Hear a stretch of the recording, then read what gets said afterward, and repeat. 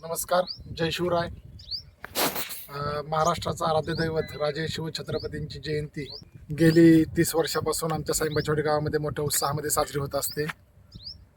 यावर्षी देखील जयंतीच्या निमित्तानं सार्वजनिक शिवजयंती उत्सव समिती साईंबाचवाडी यांच्या वतीनं किल्ले देवगड, तालुका कणकवली, जिल्हा सिंधुदुर्ग ते साईंबाचवाडी, तालुका बारामती, जिल्हा पुणे, अंदाजे अंतर 317 किलोमीटर.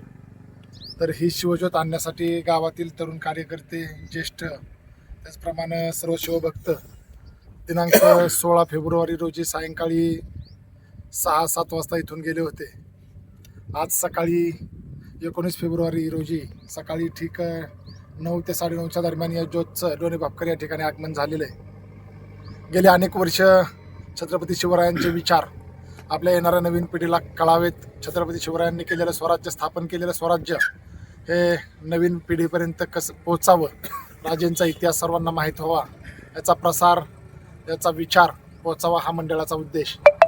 परंतु चालू वर्षी आपल्या बारामती तालुक्याचे विद्यमान आमदार, त्याचप्रमाणे महाराष्ट्र राज्याचे दिवंगत उपमुख्यमंत्री सन्माननीय अजितदादा पवारसाहेब यांचं अपघाती निधन झाल्यामुळं यावर्षी मंडळातील सर्व कार्यकर्ते, त्याचप्रमाणे सार्वजनिक शिवजयंती उत्सव समितीचे सर्व पदाधिकारी, त्याचप्रमाणे समस्त ग्रामस्थ साईंबाचवाडी यांच्या वतीनं एक निर्णय घेण्यात आला की यावर्षीची शिवजयंती ही अतिशय साध्या पद्धतीनं केवळ शिवज्योतचे पूजन आणि शिवस्मारकाचे पूजन करूनच यावर्षीचा शिवजयंती उत्सव सोहळा हा अतिशय साध्या पद्धतीनं साजरा करण्याचं ठरलेला आहे.